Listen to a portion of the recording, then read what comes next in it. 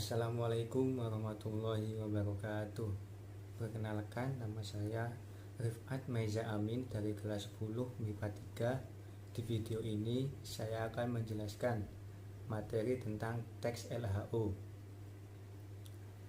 Sebelum itu, puji dan puji syukur kehadirat Allah Subhanahu wa taala yang telah memberikan saya kesehatan, nikmat dan juga kesempatan.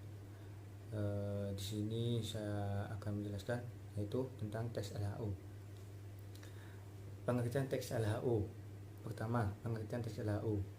Teks laporan hasil observasi adalah teks pengamatan terhadap suatu objek berupa penjabaran umum mengenai suatu objek yang diamati atau diteliti. Secara sederhana, teks laporan hasil observasi adalah laporan atau karya tulis yang disusun secara sistematis yang berisi laporan kegiatan yang diamati. Melalui pengertian teks observasi atau LHO, sekarang kita akan menjelaskan tentang tujuan teks LHO.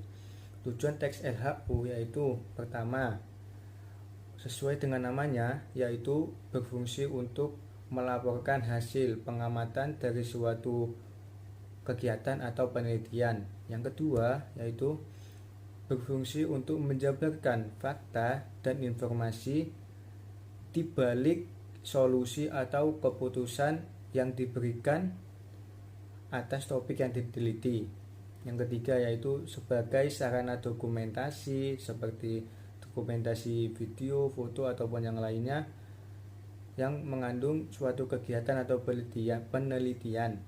Yang keempat yaitu berfungsi untuk sumber atau informasi yang terpercaya dari suatu penelitian atau kegiatan yang itu sifatnya faktual atau fakta. Setelah kita membahas tujuan dari teks observasi ini, kita akan melanjutkan ke ciri-ciri teks observasi atau LHO. Ciri-ciri teks LHO yang pertama yaitu seluruh informasinya bersifat objektif. Yang kedua, data maupun informasi yang digunakan merupakan fakta yang nyata atau nyata adanya peristiwa itu terjadi atau ada saksi mata yang melihatnya. Yang ketiga, teks atau tulisan yang kita buat atau orang lain buat itu dapat dipertanggungjawabkan dan dibuktikan kebenarannya. Setelah membahas tentang pengertian, tujuan, dan ciri-ciri, sekarang saya akan menjelaskan tentang metode yang digunakan dalam melakukan observasi atau disebut dengan teks LHO.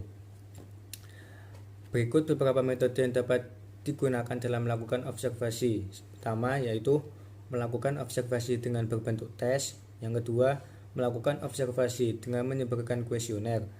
Apa itu kuesioner? Kuesioner adalah cara pengumpulan informasi dalam jumlah besar yang relatif murah, cepat, dan efisien.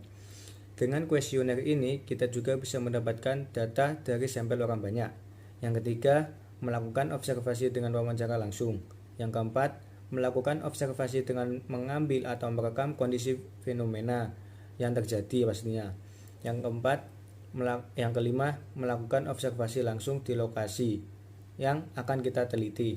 Materi yang terakhir dari laporan teks hasil observasi yaitu struktur teks laporan hasil observasi. Struktur yang pertama yaitu pernyataan umum. Dalam pernyataan umum terdapat pembukaan, berisi pembukaan atau informasi secara umum, hal yang akan disampaikan. Bagian ini berisi hal umum tentang objek yang akan dikaji, menjelaskan secara garis besar tentang objek tersebut. Yang kedua yaitu deskripsi bagian. Dalam deskripsi bagian ini terdapat isi, rincian, pembahasan, dan penjelasan secara lebih detail. Struktur yang ketiga yaitu deskripsi manfaat. Dalam deskripsi manfaat terdapat fungsi atau manfaat setiap objek yang diamati dalam kehidupan. Adapun objek yang dapat kita amati dalam laporan teks hasil observasi. Yang pertama yaitu hewan, tumbuhan, kegiatan, tempat, ataupun benda-benda yang lainnya. Sekian penyampaian materi bahasa Indonesia dari saya. Saya ucapkan terima kasih. Wassalamualaikum warahmatullahi wabarakatuh.